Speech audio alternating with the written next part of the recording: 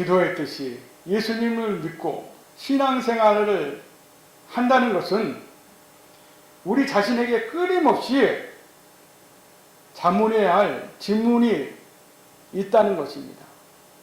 그 질문이 바로 그리스도인은 어떻게 살아야 하는가라는 질문입니다. 여러분도 이런 질문을 해보셨을 겁니다. 비단 이런 그리스도인은 어떻게 살아야 하는가라는 이 질문은 바꿔서 얘기하면은 신앙인뿐만 아니라 세상 사람들에게도 필요한 질문입니다. 인간은 어떻게 살아야 하는가?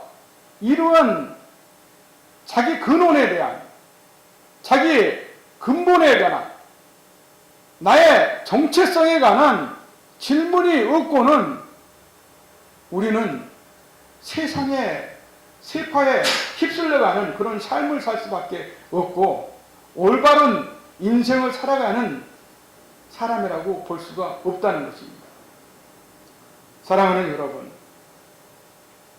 이 질문은 단순한 윤리적 고민을 넘어서 우리의 정체성과 그리고 사명에 관한 근본적인 질문입니다. 그래서 여러분에게 이 질문은 주기적으로, 반복적으로, 습관적으로 스스로에게 자문해야 될 질문이라는 것을 잊어버리시면 안 됩니다. 오늘 예수님께서는 2000년 전 벳세다 언덕에서 지금 15,000명에서 2만 명에 가까운 사람들 앞에서 지금 천국인의 삶이 어떤 것인지를 가르쳐주고 있어요. 지금 뭐를 예수님께서 설교하신다고요? 천국인의 삶이 어떤 삶인지를 선포하고 있다는 것입니다. 자, 오늘 여러분과 제가 시간 여행을 떠나는 거예요. 2000년 전 제가 예수님을 대신해서 여기서 선포하고 있지만 우리가 지금 예수님 앞에서 벳세다 언덕에서 예수님을 바라보고 있다고 생각하시기 바랍니다. 오늘 이 마태복음서 5장과 6장과 7장은 신학자들로 의해서 신학에 의하면 신학의 산상수훈이라고 알려져 있습니다. 산상수훈이라는 말은 산 위에서 예수님께서 주신 훈계, 명령, 하나님의 말씀을 산상수훈이라고 하는 것입니다. 그래서 이 산상수훈은 예수님께서 이 세상에 육신으로 오시고 그리고 예수님께서 이 이스라엘 백성들을 불러서 천국인이 어떻게 살아야 하는지를, 천국에 하나님의 부르심을 받은 사람들이 이 세상에서 어떻게 살아야 되는지를 구체적으로 선포하신 말씀이라는 것입니다. 이 말씀은 그냥 우리가 흘려듣는 말씀이 아니라 하나님의 명령이라는 것입니다. 그래서 우리의 삶 속에서 이 말씀을 구체적으로 어떻게 실천해야 하는지를 고민하고 반드시 우리가 이 말씀대로 살아가야 한다는 것입니다. 이 벳세다 언덕에서 하나님께서 하나님의 부르심을 하나님께서 부르신 백성들에게 선포하신 이 산상수훈, 천국 복음은 오늘을 살아가는 이 시대에 우리 모두에게도 동일하게 적용되는 천국의 복음이며 그리고 천국인의 삶이 어떻다는 것을 우리는 배우고 깨달을 수가 있습니다. 하나님의 백성으로 부르심을 받은 그리스도인들이 우리의 삶을 통하여서 세상에서 실천해야 될 덕목이자 삶의 기림을 우리는 영혼 깊이 새겨야 한다는 것입니다. 마태복음서 5장의 13절에서 16절에 나타난 오늘 말씀의 키워드는 크게 세 가지입니다. 첫째는 희생입니다. 둘째는 선행입니다. 셋째는 영광입니다. 저를 따라서 한번 해보시겠습니다. 선행, 희생, 영광. 여러분들은 여러분의 삶을 통해 여러분의 삶을 희생시켜서 누군가를 살리고 누군가를 복되게 하고 누군가를 편안하게 해주고 있습니까? 아멘. 다 해주고 있죠. 우리 가장들도 그렇고 아들, 엄마, 아빠도 그렇고 또 다 그런 삶을 지금 살아가고 있어요. 근데 우리가 이 희생이라는 단어를 깊게 생각할 필요가 있다는 것입니다. 나만, 내 가족만, 내 형제, 친척만을 위해서 희생하는 그런 삶이 아니라 예수님처럼 이 바운더리를 높여야 되는 거예요. 내 형제 이웃에게서 모든 죽어가는 세상 사람들에게까지 우리가 예수님처럼 희생해야 된다는 것을 오늘 우리는 말씀을 통해서 깨닫게 된다는 것입니다. 이 말씀은 단순한 비유가 아니라 그리스도인의 삶의 본질을 드러내는 예수님의 명령이자 예수님께서 우리에게 교훈해 주시는 천국 삶이 오늘 희생과 선행과 하나님께 영광 돌린다는 것을 우리는 깨닫게 되는 것입니다. 따라서 우리는 이 세 가지 키워드를 우리 삶에 기억하고 적용하고 실천해야 될 생명의 교회 공동체가 되기를 주의 이름으로 축원드립니다. 사랑의 교회, 생명의 교회 성도 여러분, 위에서 말씀드린 키워드로 제가 여러분들에게 한번 질문해 보겠습니다. 마태복음 5장 13절에는 너희는 세상의 소금이다라고 말씀하시는데, 과연 여러분들은 여러분의 삶을 통해서 여러분의 삶을 희생시키며 누군가를 살리고 누군가에게 도움을 주고 누군가에게 기쁨이 되는 그런 희생적인 삶을 살고 있습니까? 아멘? 말씀이 없으시고 보니까 별로 희생적인 삶을 살고 있지 않은 것 같아요. 하여튼 그러한 삶을 살으라는 것이 오늘 예수님의 선포입니다. 그리고 이러한 소금의 역할이 뭡니까? 소금은 짜지 않습니까? 모든 음식에 간을 맞춰주는 게 소금이에요. 근데 소금이 나는 안 녹을 거야 하고 녹지 않는다면 음식의 맛이 나요, 안 나요? 절대 날 수가 없다는 거죠. 그렇죠? 그래서 고린도 전서에도 주님께서 그렇게 말씀하셨어요. 우리의 사람에 있잖아요. 여러분들 나를 보면 어떻게 돼요? 눈이 없어요. 눈이 있잖아요. 손이 있잖아요. 귀가 있잖아요. 입이 있고 코가 있어요. 근데 사람에 있잖아요. 이 눈이 자기가 최고로 잘났다고 생각하고 손을 무시하고 발을 무시하고 귀를 무시하면 어떻게 되겠습니까? 그래, 눈 너 잘났어. 너 혼자 잘해봐 하고 귀가 아무것도 안 된다고 생각하면 여러분들 오늘 제 목소리를 들을 수 있습니까? 없습니까? 없잖아요. 그래서 소금이 모든 음식에 녹아든다고 하는 것은 바로 희생과 겸손을 의미하는 거예요.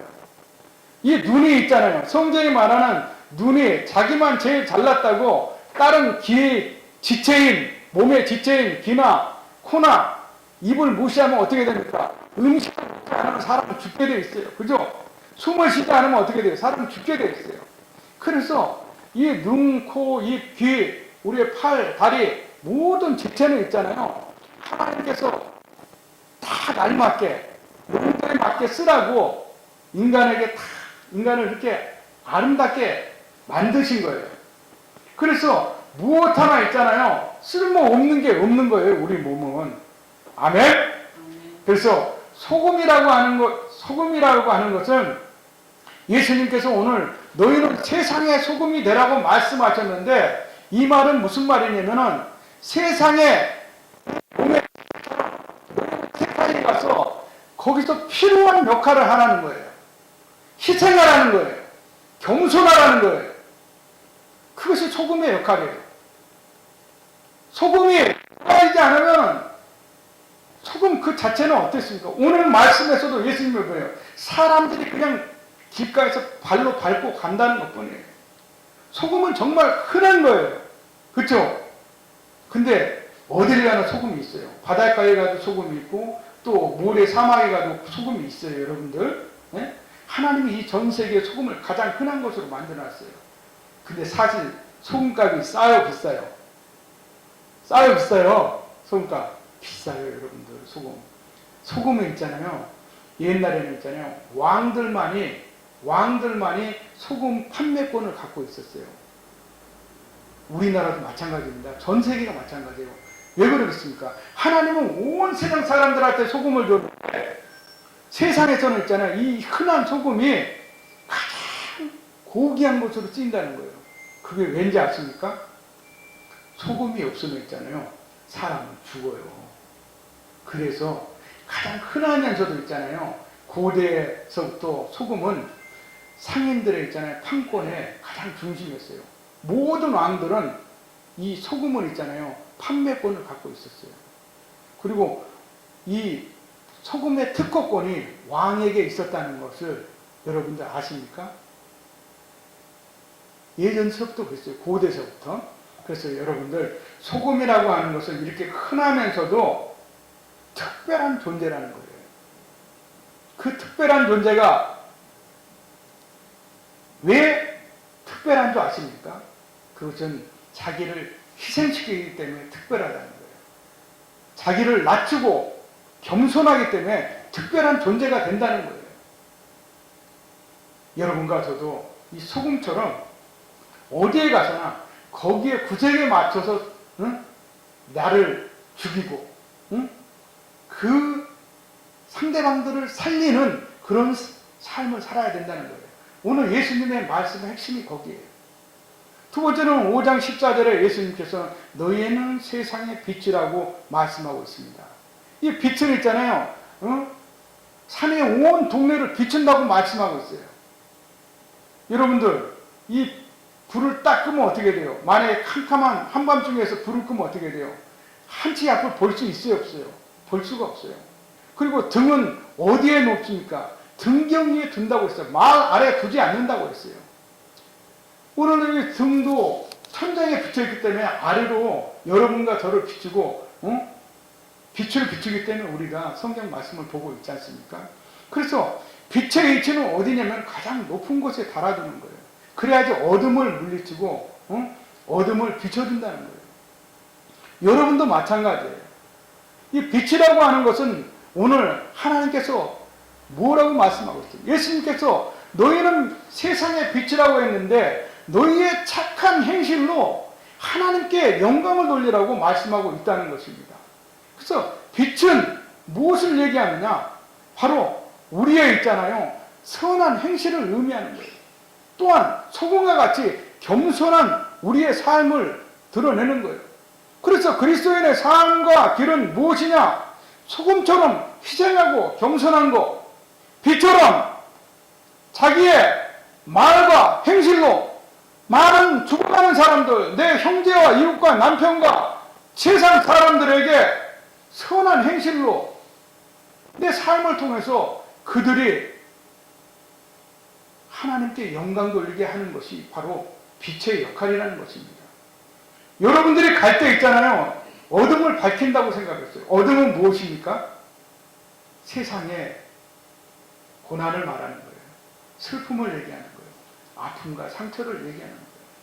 얼마나 이 지금 말세 시대에 많은 사람들이 지금 아파하고 상처와 또 많은 삶의 문제와 어려움으로 근심하고 고민하고 있습니까? 염려하고 있습니까? 그렇잖아요, 여러분들. 경제는 날로 어려워가고, 그리고 많은 사람들이 너무도 각박한 이 현실 속에서 자기만을 알아달라고 하고 자기만을 내세우는 이 이기적인 이 세상 속에서 얼마나 각박한 삶을 살아가고 있습니까? 이러한 삶 속에서 우리가 먼저 세상에 들어가서 그들의 아픔과 상처와 가난과 질병과 문제와 어려움들을 비춰주고 그 어둠들을 쫓아내서 그들을 살릴 수 있는 빛의 역할을 하라고 하나님께서 여러분과 저를 부르셨다는 것입니다. 아멘. 네. 그래서 오늘 이 예수님의 산상수훈의 말씀, 지금 벳세다 언덕에서 15,000에서 2만 명에 가까운 사람들을 앞에 두고 예수님께서 천국인의 삶은 이런 것이라고 마태복음서 5장 1절부터 13절까지 팔복으로부터 시작을 하죠. 그래서 이 지금 구체적으로 실천해가는 항목이 6장과 7장에서 지금 전개되고 있는 것입니다. 사랑하는 여러분들, 오늘 예수님의 말씀은 정말 쉽지 않은 말씀입니다. 이스라엘 백성들에게 선포하고 있는 이 말씀은 그 당시 우리가 있잖아요. 이스라엘 백성들을 생각해 보시기 바랍니다. 2000년 전에 이스라엘 백성들은 여러분과 저처럼 있잖아요. 부유한 사람들이 아니었어요. 특별히 로마의 압제에 있었단 말입니다. 우리 대한민국이 일본의 40여 년간 일본의 치하에서 압제를 당해서 숟가락, 은숟가락, 노숟가락까지 다 뺏겼지 않습니까? 그 당시에 우리 국민들이 어땠습니까? 보릿고개라고 해가지고 수많은 사람들이 굶어 죽었어요. 그렇죠? 그런데 이 로마의 압제에 당하고 있는 이스라엘 백성들도 마찬가지였어요. 로마의 황제가 이 세리들을 앞세워서 이스라엘 동포들의 세리들을 앞세워서 세금을 수탈해가는 거예요. 곡식을 빼앗고 정말 우리나라에서 우리 일본이 우리나라의 전쟁 도구로 뺏어가려고 놋새, 젓가락, 숟가락까지 다 뺏어갔듯이 이 로마도 마찬가지라는 것입니다. 그런데 여기에 동참해서 일제시대 때 일본의 앞잡이들이 있었습니까? 없었습니까? 이 로마에 빌붙어가지고 로마를 위해서 일하는 사람들이 있었단 말입니다. 그런데 그 당시 종교 지도자들인 대제사장과 바리새인과 사두개인들, 서기관 이런 사람들조차도 같은 동포인 이스라엘 백성들을 압제했다는 것이에요. 그러니 얼마나 민초들의 삶이 어려웠겠습니까? 그들이 먹을 것이 없어서 굶주리고 많은 삶의 문제와 어려움 속에 있었을 때 그 팔레스타인 땅에 2000년 전 팔레스타인 땅에 거기에 동정녀 마리아와 요셉의 아들로 육신의 삶을 시작한 거예요. 그것이 성경의 역사고 그 예수님께서 이 땅에 오심으로 인해서 이스라엘 백성들이 어떻게 했습니까? 오늘 벳세다 언덕에서 예수님의 말씀을 들을 때 그들에게 한 줄기 희망이 생겼다는 거예요. 그래, 여러분들에게 희망적인 용기와 위로의 말을 건네주는 지도자가 있다면 얼마나 그 사람을 따르고 싶겠습니까? 그 당시 예수님은 있잖아요. 이 벳세다 언덕에서 천국의 삶을, 천국복음을 선포했을 뿐만 아니라 그들에게 오병이어의 기적을 베풀었다는 것입니다. 지금 제가 15,000명에서 2,000명, 2만 명 사이의 사람을 앞에 두고 예수님께서 하나님의 복음을 선포했다고 말씀했는데 그 하나님의 복음의 선포가 있은 후에 예수님께서 그들에게 50명씩 그룹을 지어서 물고기 2마리와 보리떡 5개로 아니 꼭 500이요. 물고기 5마리와 보리떡 2개로 그 수많은 사람을 먹여 살렸다는 것이에요. 그러니까는 이스라엘 백성들이 깜짝 놀란 거예요. 야, 저 사람이 수천 년간 구약 성경에서 말하는 메시아다, 그리스도다. 여러분들 메시아가 무슨 뜻입니까? 한국으로 말하면은 구원자예요, 구원자. 그들이 구약 성경을 읽으면서 기다려왔던 메시아, 정치, 군사적 왕이 바로 예수 그리스도라는 것을 단번에 알았다는 거예요. 그래서 그들이 있잖아요. 그 말씀을 듣고 그들이 그 언덕에서 그 배고픔을 예수님께서 베풀어 주신 오병이어의 기적으로 모든 것을 배불리 먹고 12광저리가 남은 다음에는 예수님을 왕으로 우리가 섬기자. 저분이 우리 왕이 되면은 로마 그까짓 것이야. 우리 로마에서 우리는 해방될 수 있어. 그래서 예수님을 왕으로 섬기려고 했다는 것입니다. 이스라엘 백성들뿐만이 아니라 예수님의 제자들도 있잖아요. 베드로와 그리고 요한, 많은 야고보, 이 제자들도 예수님께서 왕이 되면 자기들은 좌편과 우편에서 권력을 차지하겠다고 예수님께 얘기를 하는 거예요. 예수님 왕이 되면 저는 왼쪽에 앉혀주시고 저는 오른쪽에 앉혀주시고 권력 다툼을 벌써 시작했다는 거예요. 예수님은 그런 제자들에게 이렇게 말씀하셨죠. 내가 마시는 잔을 너희가 마실 수 있느냐. 이 예수님께서 마실 잔은 무슨 말입니까? 바로 십자가의 죽음의 잔이에요. 그걸 너희가 마실 수 있냐고 물어봤는데 제자들이 어떻게 얘기했죠? 당당하게. 우리도 마실 수 있나이다. 당당하게 얘기했다는 거예요. 근데 뭐 모르면은 정말 무서운 게 없는 거예요. 사랑하는 여러분들, 정말 우리가 이 당시 이스라엘 백성들이나 오늘날 여러분과 저의 삶도 어떻게 보면 비슷하다고 보면은 비슷하다고 할 수가 있습니다. 우리의 삶에 많은 문제들과 어려움들이 있잖아요. 배고픔과 힘든 문제들을 가지고 있잖아요. 가난하고 핍박받는 자들의 아픔과 상처를 싸매어 주시고 예수님께서는 먹는 문제를 해결해 줬는데 여러분과 저도 있잖아요. 우리 모두가 예수를 믿는 것이 처음에 질문했듯이 그리스도인은 어떻게 살아야 하는가라는 이 질문을 우리에게 자문해 봤을 때 과연 내가 정말 예수님처럼 목숨을 내놓아서 세상을 기쁘게 하고 세상을 희생하고 내 삶의 자리에 가서 나의 형제와 이웃과 세상의 직장 속에서 일 속에서 겸손하게 내가 살아가고 있는지 저들을 위해서 살아가고 있는지 자문해 본다면 우리의 삶은 쉽게 규정되어질 수 있다는 것입니다.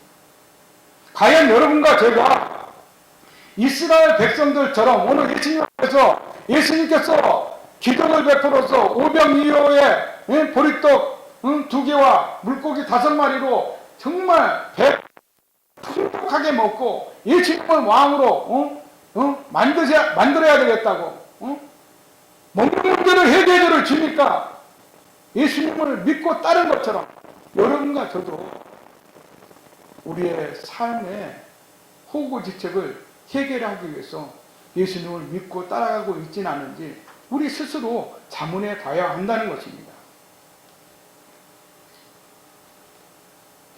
오늘날의 이 시대를 살아가는 여러분과 저도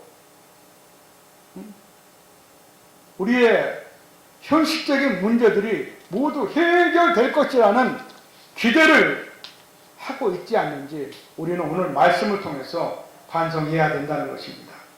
예수님을 믿고 따라가는 그리스도인의 삶과 길은 이와 반대로 고난 가운데 펼쳐지는 꽃길이라고 할 수 있습니다. 말이 좀 상징적이고 시적이고 어렵죠. 달리 말하면 고난을 극복하고 가는 승리와 기쁨의 길이라고 하는 것입니다. 인생의 문제와 고난 앞에서 더욱더 겸손과 희생의 삶의 길을 가는 것이라고 말할 수 있습니다.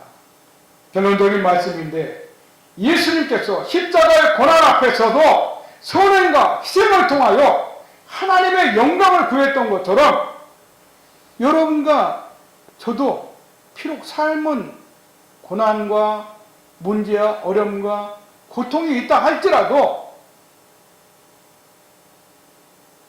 선행과 희생과 겸손을 통하여서 인내하고 우리의 삶의 고난과 역경을 극복하여서 승리하여 하나님께 영광 돌리는 삶을 살아가는 것이 오늘 예수님께서 우리에게 선포하시고 명령하시는 말씀의 결론이라는 것입니다.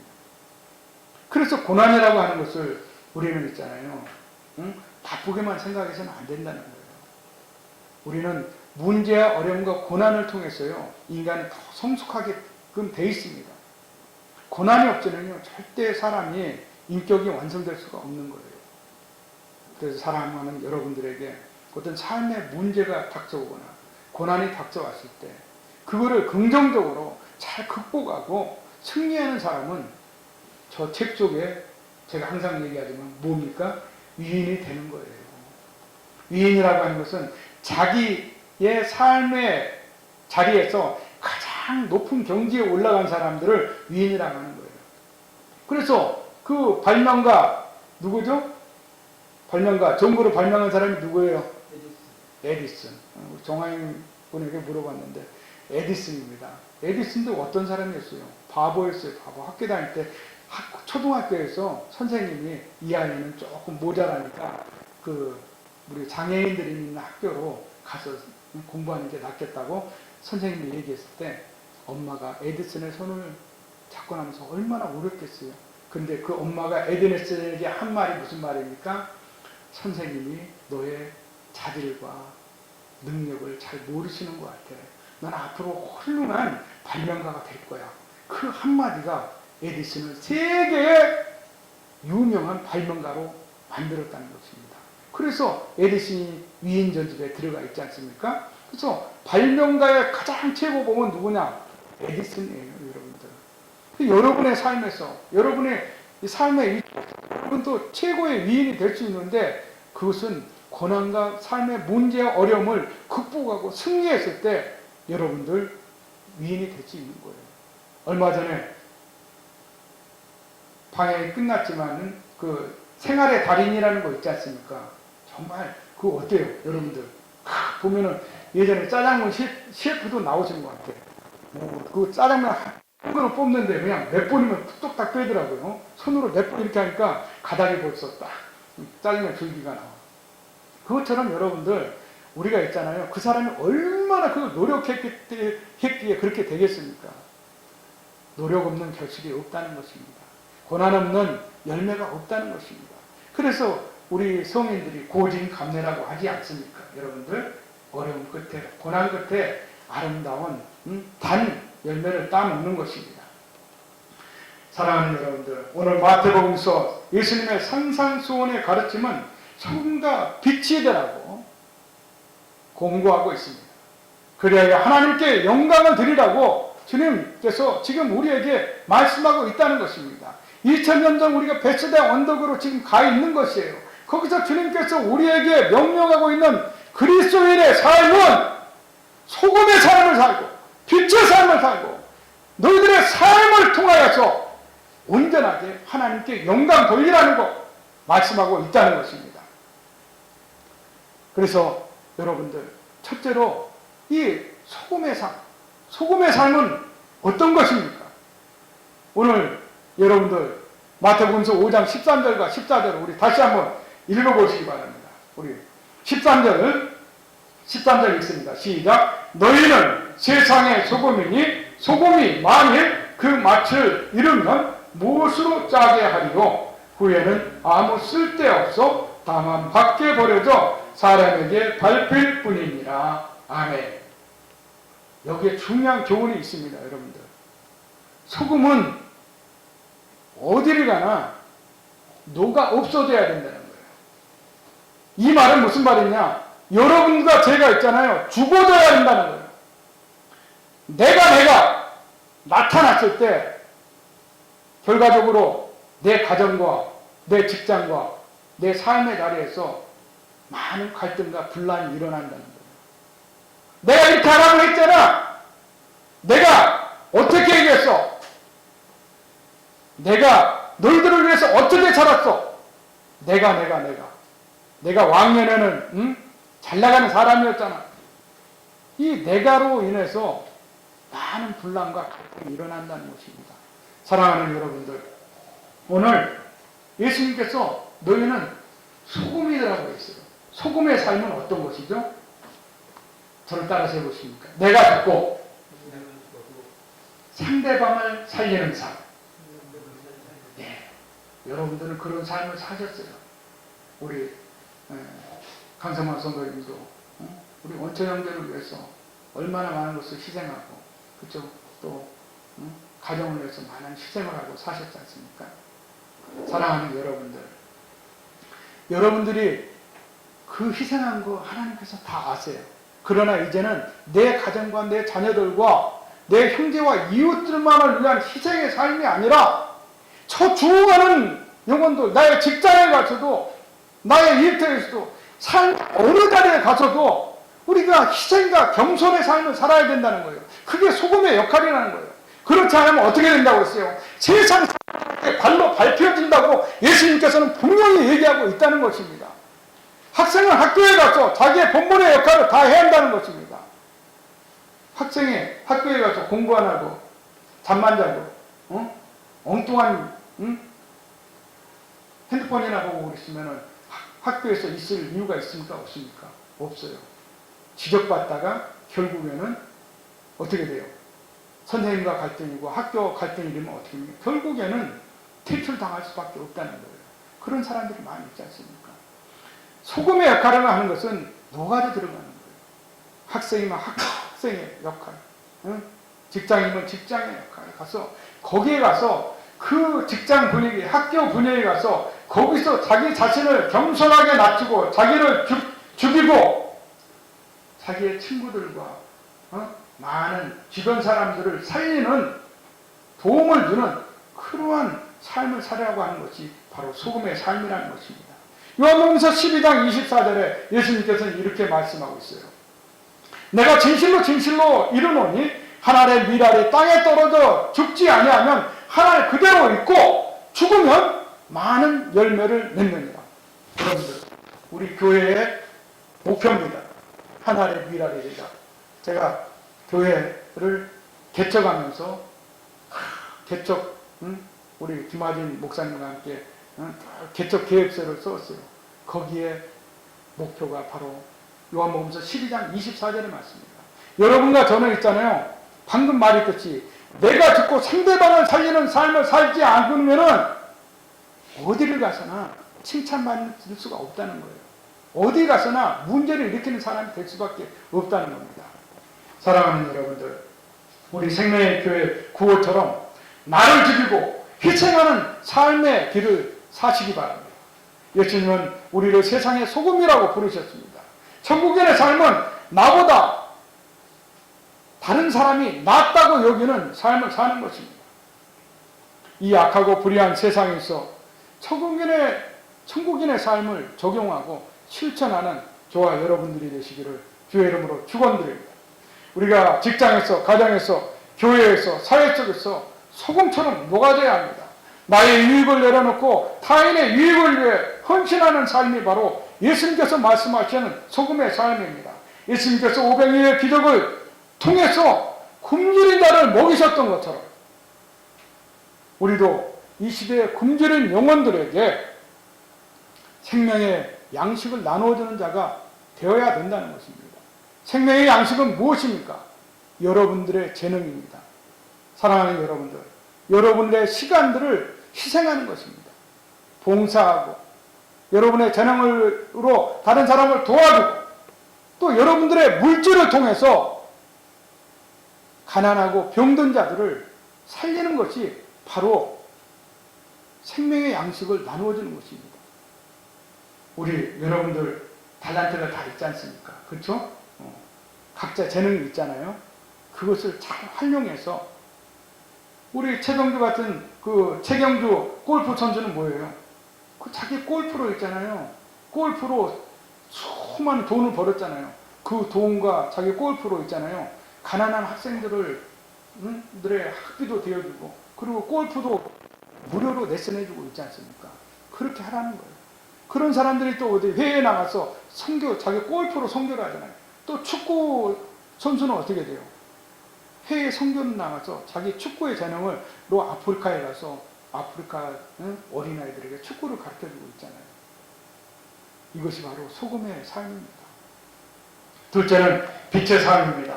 오늘 말씀 14절과 15절 우리 함께 읽도록 하겠습니다. 시작. 너희는 세상의 빛이라. 삶에 있는 동네가 숨겨지지 못할 것이요 사람이 등불을 켜서 말 아래 두지 아니하고 등경 위에 두나니 이러므로 집안 모든 사람에게 빛이 있느니라. 사랑하는 여러분들, 빛에 비치면 산 위에 있는 동네에 등불을 켜면 어떻게 돼요? 그 동네가 보입니까 안 보입니까? 보이죠. 그것처럼 여러분도 어디에 가서나 있잖아요. 등불의 역할을 하는 것입니다. 좀 전에 얘기했듯이 아픔과 상처와 질병과 문제가 가운데 에 있는 어두운 데 처해 있는 자들에게 오늘 에베소서 5장 8절에 뭐라고 예수님께서 말씀합니다. 너희도 그 어둠에 처해있던 자들이라고 말씀하고 있어요. 예전에 우리도 어떻게 해요? 세상의 문제를만 보면 문제만 보고 어떻게 해야 돼요? 그 문제 때문에 고민하다가 근심하고 염려하는 삶을 우리가 살아왔지 않습니까? 이제는 그렇게 살지 말라는 거예요. 예수님께서. 왜? 너희는 이미 빛이라는 거예요. 빛이라는 거. 근심과 염려를 떠나서 예수님께서 그 근심과 세상의 인생의 모든 짐들을 다 도맡아 십자가에서 맡아서 다 해결해 주셨다는 거예요. 그리고 마태복음서에 6장에 뭐라고 됐습니까? 공중에 난 새를 보아라. 심지도 아니하고 거두리지 않고 창고에 들이지 아니하도 하나님께서 기르시나니 하물며 너희일까 보냐. 너희는 자식이라 이거예요. 자녀라 이거예요. 아들과 딸이라 이거예요. 공중에 사는 새도 먹고 마시는 거 걱정하지 않는데 걱정하지 말라는 거예요. 너희는 무엇을 입을까 걱정하지 말라고. 솔로몬의 그 영화로 입는 옷보다도 들에 핀 백합화를 보아라 이거예요. 얼마나 아름답냐고 하나님께서 말씀하고 있지 않습니까? 하나님께서 다 입혀주시고 먹여주신다는 거예요. 책임져 주신다는 거예요. 그러니 여러분들 삶에 먹고 마시는 문제 가지고 너무 근심하고 염려하지 마요. 그 근심하고 염려하다가 접시면에 코 빠져 죽는다는 거예요, 여러분들. 아멘? 네. 담대하게 살아가는 거예요, 담대. 하나님을 믿고 살아갈 때 세상의 길이 열린다는 거예요. 축복의 길이 열린다는 거예요. 하나님이 그 길로 우리를 인도하신다는 거예요. 오늘 우리가 행복이라는 찬양을 했듯이 하나님만을 믿고 나가면 행복의 길로 반드시 인도한다는 거예요. 빌립보서 2장 15절에도 하나님께서 말했어요. 이 빛이라고 하는 것은 밝히는 역할이 않습니다. 그래서 여러분과 저에게 흠없는 자녀로 빛으로 그들을 비추라는 거예요. 그들에게 나타내라는 거예요. 이 말은 무슨 말이냐? 여러분과 저의 삶을 통해서 있잖아요. 세상 사람들은 예수님을 믿고 안 믿고를 결정한다는 거예요. 그렇기 때문에 어디 가서나 말을 함부로 하지 말라는 거예요. 빛의 역할은 어떤 것이냐? 내 말과 행실이 어디 가서나 다른 사람과 살리는 말과 행실. 선행이라는 거예요. 선행. 키워드 두 번째 선행. 예수님의 천국, 예수님을 드러내고 예수님의 향기와 예수님의 빛을 드러내고 여러분들을 통해서 예수님을 믿고 믿는 백성들이 되라는 것입니다. 세상 사람들을 구원하라는 거예요. 이 전도에 초점이 있다는 것입니다. 세 번째는 하나님께 영광 돌리는 삶을 살아가는 것입니다. 오늘 말씀 16절입니다. 16절 우리 같이 읽도록 하겠습니다. 시작. 이같이 너희 빛이 사람 앞에 비치게 하여 그들로 너희 착한 행실을 보고 하늘에 계신 너희 아버지께 나오지 않습니까? 여러분의 말과 행동 하나하나가 전도를 예수님께 죽어가는 영혼을 데려오든가 그렇지 않으면 예수님을 싫어하는 사람, 예수를 믿는 사람을 싫어하는 사람이 되든가 둘 중에 하나가 된다는 거예요. 그러니 여러분의 말과 행동이 중요합니까? 안 중요합니까? 중요하다는 것이죠. 그래서 사랑하는 여러분들, 이 영광 돌린다는 삶은 어떤 것이냐면 사도행전 20장 24절에 사도 바울이 이렇게 고백합니다. 나의 달려갈 길과 주 예수께 받은 사명, 곧 하나님의 복음을 증거하는 미래는 나의 목숨조차도 조금도 귀한 것으로 여기지 아니하노라고 고백합니다. 자기 목숨을 하나님께 드려서 복음을 전하는 것에 최선을 다하겠다는 거예요. 목숨과 복음을 바꿨다는 거예요. 여러분 그럴 자신 있습니까? 아멘? 아멘 하셔야죠. 아멘 아무도 안 하죠. 나 그렇게 살 수가 없다고 말씀하는 거예요 지금. 아멘? 아멘. 아멘 하셔야죠. 우리는 이 복음과 내 목숨을 바꾸는 거예요. 그렇게 살겠다고 우리는 예수님의 그 구원의 손길을 받아들인 것입니다. 사랑하는 여러분들, 이 세상의 시험과 훈련을 인내로서 극복하고 나의 영광이 아닌 하나님의 영광을 드러내는 삶을 살길 바랍니다. 여러분의 삶을 통해서 세상 많은 사람들을 구원하기 바랍니다. 세상 많은 사람들이 예수께 돌아오기를 원합니다. 여러 가지 성도님들의 아픔과 문제와 힘든 일이 있는 줄 알습니다.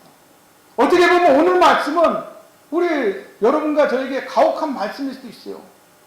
나는 이렇게 세상 삶이 힘든데 예수님은 지금 우리에게 뭐라고 말씀합니까? 소금의 삶을 살으라고, 빛의 삶을 살라고, 나에게 영광 돌리라고 하시니 하나님 저 힘들어요 이렇게 고백할 수도 있어요.